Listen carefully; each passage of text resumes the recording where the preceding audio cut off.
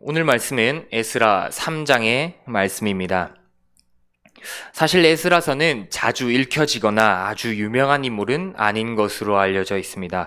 보통 에스라보다는 느헤미야의 기도 혹은 에스더의 죽으면 죽으리다 라는 고백 등 느헤미야와 에스더가 훨씬 더 우리에게 조금 더 익숙한 인물이자 내용의 성경이라고 할 수 있습니다.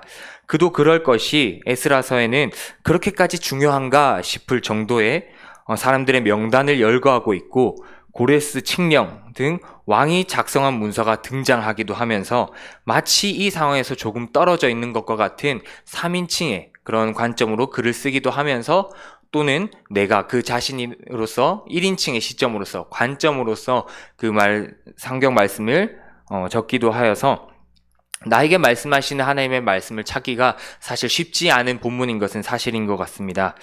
에스라는 원래 느헤미야와 한 권으로 되어 있던 묶여진 책이었으나 라틴어로 번역될 시기에 두 권으로 분리되게 되었습니다.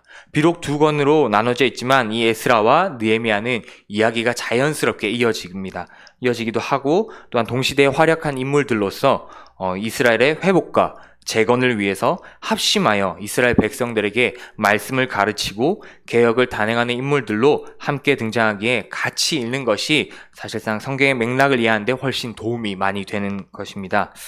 그중 에스라가 어떤 사람인지에 대해서 조금 짧게 말씀을 드리자면 에스라는 학자라고 묘사된 인물입니다. 에스라 7장에 에스라의 등장과 함께 그 내용을 보시면 스라야의 아들 아사랴의 손자 hil기야의 증손이라고 소개를 하다가 그를 대제사장 아론의 16대 손이라고 밝히고 있으며 6절 말씀에는 이스라엘 하나님 여호와께서 주신 모세의 율법에 익숙한 학자로서 그의 하나님 여호와의 도우심을 입음으로 왕에게 구하는 것은 다 받는 자이더니 라고 설명되어 있습니다.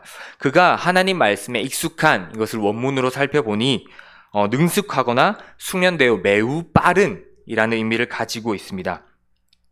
또한 ESV나 NASV, NIV 등의 영어 성경을 살펴보면 에스라가 왕에게 구하는 대로 얻었다, 모든 것을 다 받을 수 있었던 이유가 하나님의 손이 그의 위에 있었기 때문이라고 하며 이를 통해 에스라가 하나님 말씀에 능통하고 하나님과 늘 동행하던 사람이었던 것을 알 수 있습니다.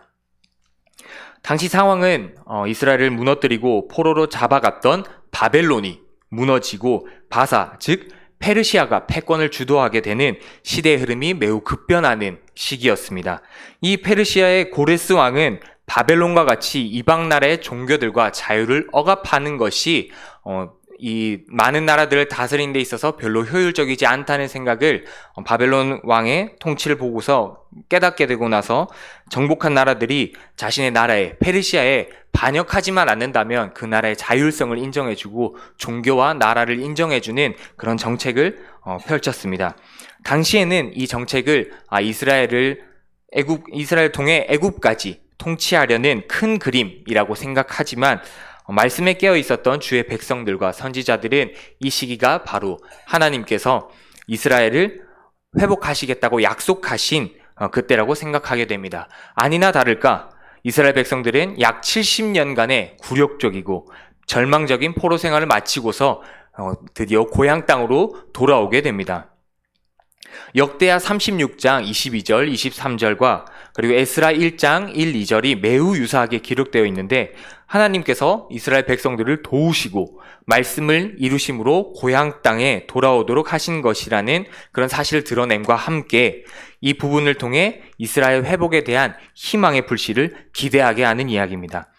바벨론에 의해 완전히 무너졌고 파괴된 이스라엘을 하나님께서 예언의 말씀대로 회복시키겠다는 희망의 메시지가 본문 저변에 깔려 있다고 볼 수 있는 것입니다. 이제 하나님께서 도우심으로 모든 일이 순적하게 될 것 같았습니다. 포로도 돌아왔고 고향 땅으로서 이제 회복을 해야 할 그 일만 남은 것 같았는데 막상 현실은 그렇지 못했습니다. 패전국이자 포로된 고향 땅에는 제대로 남아있는 것들이 아무것도 없었습니다. 이렇듯 절망적인 현실에도 불구하고 하나님께서 감동시키셔서 일으키신 백성들은 고레스 왕이 유다 총독 세스바살이라는 사람에게 돌려준 성전의 기물들을 가지고 고향으로 돌아오게 됩니다. 마치 이것은 출애굽 때 백성들이 애굽 땅에서 많은 보물들을 가져 나왔던 것과 매우 비슷해 보이는 연상되는 장면이라고 할 수 있겠습니다. 에스라 2장에는 포로에서 돌아와 각기 성읍으로 돌아간 사람들의 명단을 말하고 있습니다. 참 재밌는 것은 이 에스라의 명단과 느헤미야의 명단이 두 성경의 큰 틀을 이루고 있고, 에스라 3장부터 느헤미야 6장까지는 세 단락으로 나누어져 있다는 것입니다. 에스라 3장부터 6장까지는 스룹바벨이라는 사람이 고레스 왕과 다리오 왕의 명령에 의해 성전을 재건하는 이야기가 첫 번째 단락이며, 에스라 7장부터 10장까지 이스라엘의 거룩한 공동체의 재건, 영적 회복에 대한 이야기가 두 번째 단락이고, 느헤미야 1장부터 6장까지 예루살렘의 성벽의 재건이 세 번째 단락입니다. 느헤미야 7장에 또다시 포로 귀환자 명단을 통해서 이 두 성경이 귀환자 명단이라는 틀 안에 하나님의 집 재건이라는 한 맥락으로 쓰여져 있음을 우리에게 보여주고 있는 것입니다. 오늘의 본문 말씀은 바로 스룹바벨이라는 사람이 고레스 왕과 다리오 왕의 명령에 의해 성전을 재건하는 일에 가장 시작이 되고 기초가 되는 부분이라고 볼 수 있는 본문입니다. 포로되었던 이스라엘 백성들이 일곱째 달이 되어 예루살렘에 모여 하나님의 제단을 쌓고 번제를 아침 저녁으로 드리고 있는 상황이었습니다. 비록 성전 지대가 놓이지는 못했지만 하나님께 계속해서 제사를 드리고 있는 희망적인 그런 상황이었습니다. 그리고 이스라엘 백성들은 석수와 목수에게 돈을 주고 백향목을 운송하게 합니다. 성전 건축의 시작점에 서 있는 것이라고 볼 수 있습니다. 8절 말씀에 보시면 드디어 이스라엘 사람들이 일어나 공사를 시작하게 됩니다. 스룹바벨과 예수아와 예루살렘에 돌아온 자들을 통해 공사를 시작하고 레위 사람들을 세워 공사를 감독하게 합니다. 건축하는 사람들이 성전의 기초를 놓을 때 제사장들은 예복을 입고 나팔을 들고 하나님을 찬송합니다. 기초가 놓일 때 백성들이 기쁘게 하나님을 찬송하며 노래하는 장면인데, 이와는 대조적으로 제사장들, 레위 사람들, 나이 많은 족장들은 이미 첫 번째 성전을 보았던 경험이 있었기에 두 번째 성전의 기초가 놓이는 것을 보고 대성통곡을 합니다. 기쁨의 소리와 대성통곡하는 우는 소리가 섞여서 분간하지 못할 그런 소리였다라고 하면서 오늘 본문의 내용은 끝을 맺고 있습니다. 이 본문은 사실 매우 의도적으로 첫 번째 성전, 그러니까 솔로몬이 하나님께 성전을 지었던 본문과 매우 비슷한 단어들을 사용하여서 설명하고 있습니다. 역대상 22장 2절부터 4절까지의 말씀을 보면 다윗이 솔로몬을 위하여 성전 건축의 준비를 위해 돌을 다듬게 하고 놋을 준비하고 백향목을 시돈 사람과 두로 사람이 준비하도록 하는 것이 두 번째 성전을 건축하는 것과 매우 유사하게 표현되어 있습니다. 이렇듯 두 성전을 비교하기도 하고 대조하기도 하면서 이렇게 재미있는 표현을 발견할 수 있습니다. 이 두 번째 성전을 짓는 상황에서 우리가 눈여겨보아야 할 것이 두 가지 정도로 생각할 수 있겠습니다. 첫 번째는 성전의 회복은 하나님의 은혜로만 가능하다는 것입니다. 11절의 말씀입니다. 함께 11절 말씀을 읽기 원하는데요. 3장 11절 말씀입니다. 네, 함께 읽겠습니다. 준비 시작. 찬양으로 화답하며 여호와께 감사하여 이르되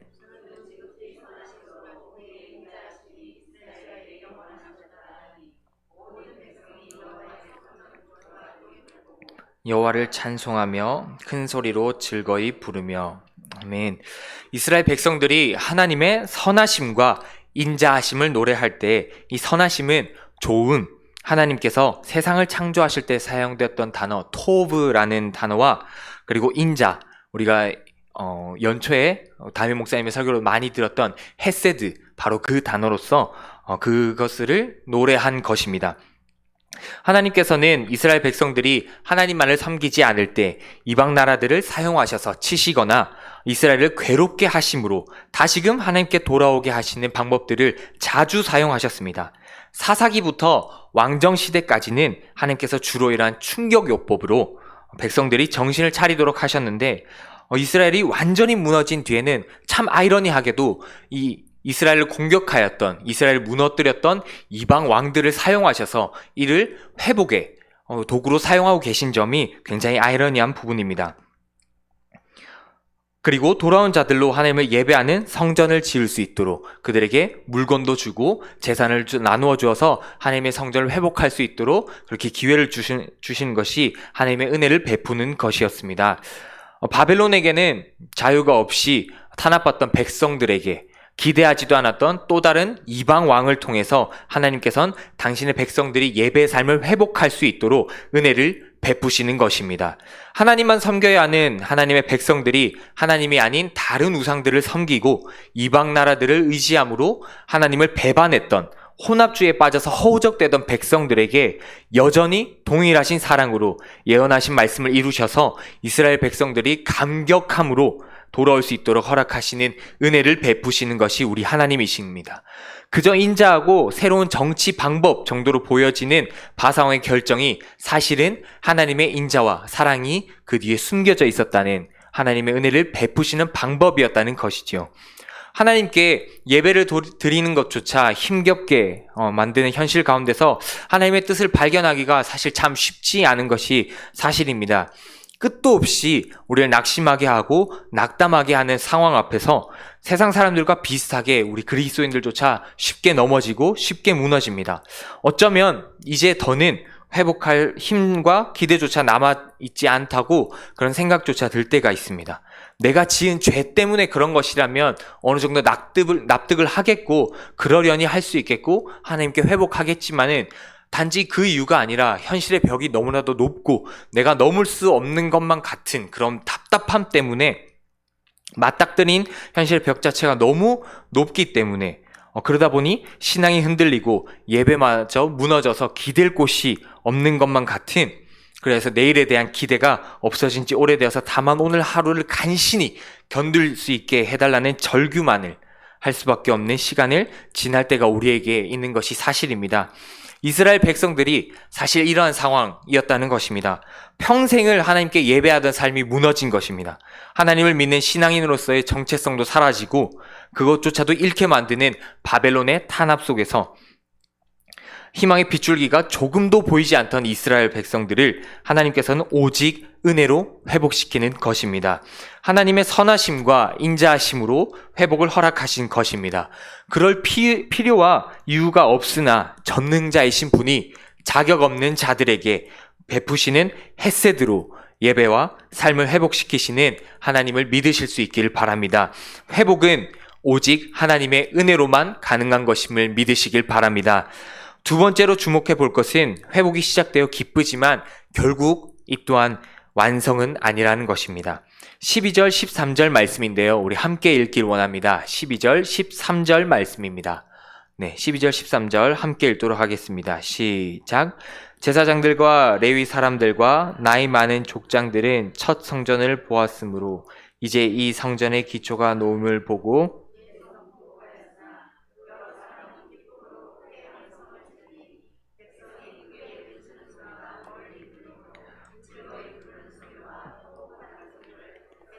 분간하지 못하였더라. 아멘. 이스라엘 백성 중에 나이 많은 백성들 중에는 첫 성전에 대한 기억이 남아있던 사람들이 있던 것으로 보여집니다. 이들은 첫 성전, 그러니까 솔로몬의 성전을 보았고 성전의 기초가 놓임을 보고 크게 울었다고 말씀하고 있습니다. 나이 많은 백성들이 왜 그렇게 크게도 울었는가? 라고 하는 이런 질문에는 많은 학자들의 의견이 좀 분분합니다. 이들이 다시 하나님께 예배할 수 있다는 기쁨과 감격에 겨워서 크게 울었다는 의견이 있는 반면에 정반대로 이전 성전의 화려함과 그리고 웅장함에 비하여서 이제 재건될 성전이 매우 초라해 보여서 한스러워 울었다는 의견이 있습니다. 두 의견 모두 일리가 있고 맞는 말이라 생각되지만 개인적으로는 후자 의견이 조금 더 설득력이 있다고 보여집니다. 기쁨으로 크게 함성을 지르는 여러 사람들은 이유가 분명히 있습니다. 이들은 성전의 기초가 놓였기에 회복에 대한 기대하는 마음을 가진 기쁨으로 크게 함성을 지르는 반면에 제사장들과 레위 사람들, 나이 많은 족장들은 첫 성전을 보았다고 하면서 그 기초를 보고서 울었다고 되어 있습니다. 두 세대를 비교하고 있다는 생각이 들지 않을 수가 없습니다. 어떻게 기초만 보고 이 성전이 초라할지 화려할지 그것을 보고 한탄하며 울 수 있었는가? 라는 그런 질문이 들 수 있는데 그것은 건축 방식에서 그 근거를 얻을 수 있습니다. 현대 사회에서도 한 건물을 건축할 때 기초, 즉 기반을 먼저 다지는데 한 건물이 얼마나 크고 높게 웅장하게 지어질지는 지하로 얼마나 깊이 내려가는가, 얼마나 깊이 파지는가, 그 너비가 얼마나 넓은가를 보면 가늠할 수 있는 것입니다. 당시에도 마찬가지로 건물을 건축하기 전에 먼저 건축하고자 하는 장소에 기초토를 기준이 되는 기초도를 먼저 놓아서 그 건물의 크기를 미리 가늠할 수 있었다고 합니다. 이것을 보면 윗세대가 그 기초를 보고서 첫 솔로몬 성전에 비하여 다음 성전이 규모나 준비에 있어서도 매우 초라하였던 것에 슬픔을 금할 수가 없어서 크게 운 것이 아닐까 그렇게 생각이 되어집니다. 13절에는 이 두 소리가 멀리까지 들리는데 그 소리가 즐거운 소리인지 슬픔에 애곡하는 소리인지 분간할 수 없이 멀리 들렸다고 되어 있습니다. 이스라엘 백성들이 기쁨의 함성인지 애곡의 그런 슬픔인지 모를 소리는 성전과 이스라엘 백성들의 신앙, 성벽 재건이 완성된 후의 이야기인 느헤미야 12장 43절에서 기쁨의 소리로, 완전한 기쁨의 소리로 변하게 되는데 이것을 함께 읽어보았으면 좋겠습니다. 느헤미야 12장 43절 말씀입니다.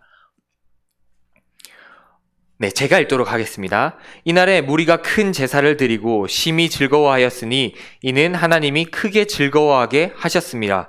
부녀와 어린아이도 함께 즐거워하였으므로 예루살렘이 즐거워하는 소리가 멀리 들렸더라. 아멘. 함께 나누지 못하였지만 이스라엘 백성들은 성전을 재건하면서 많은 시련을 겪습니다.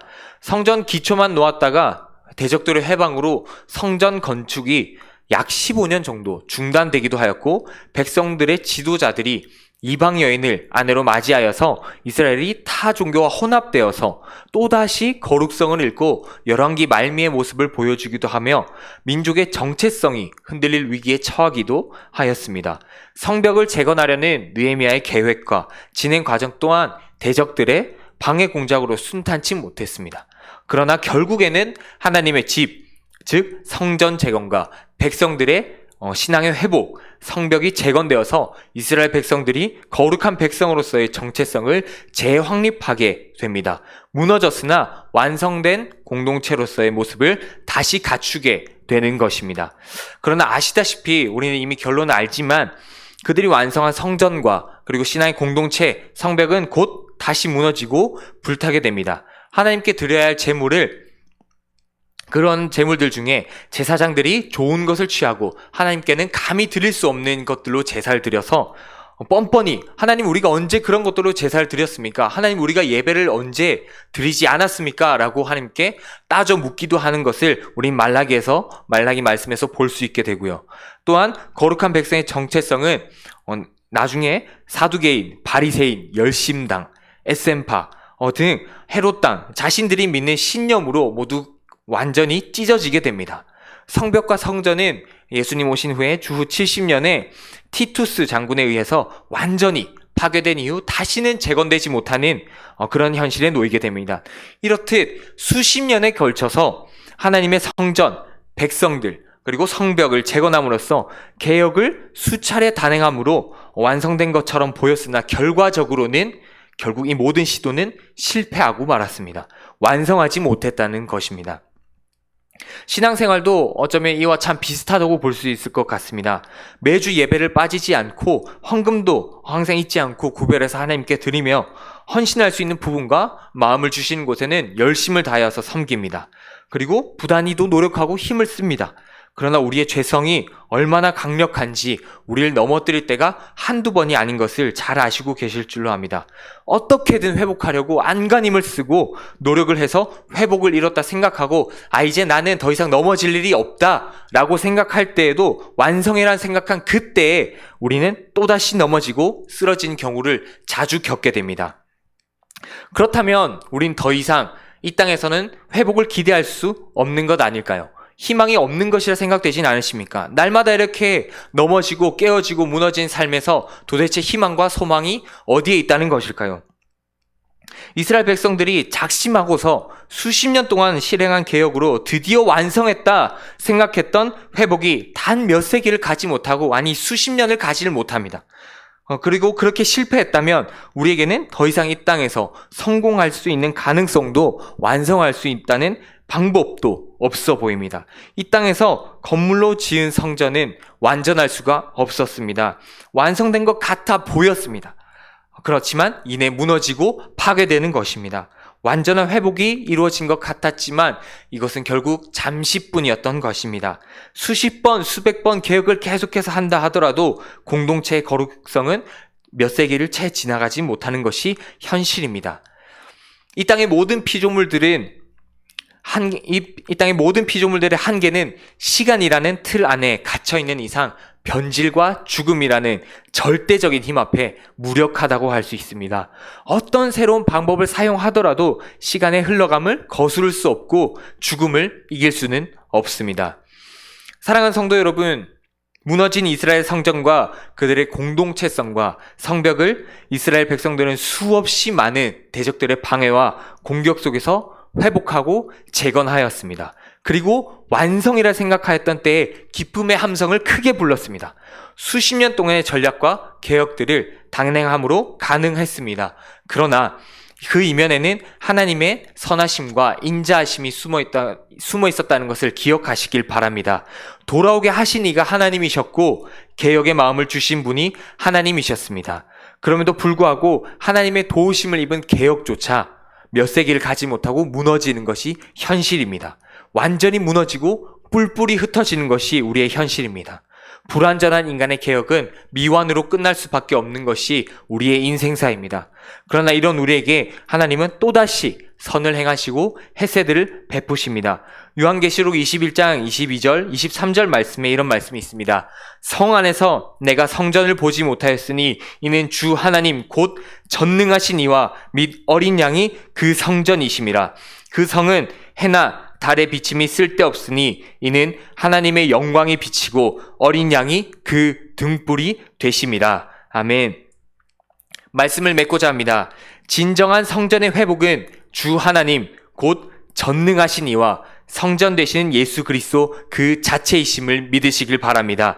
내가 이 땅에서 무언가 완성했다라는 생각이 들 때에, 완전히 회복하였노라 생각할 때에 그 회복조차 하나님께서 인자와 사랑으로 베푸시는 힘을 기억하시길 원합니다.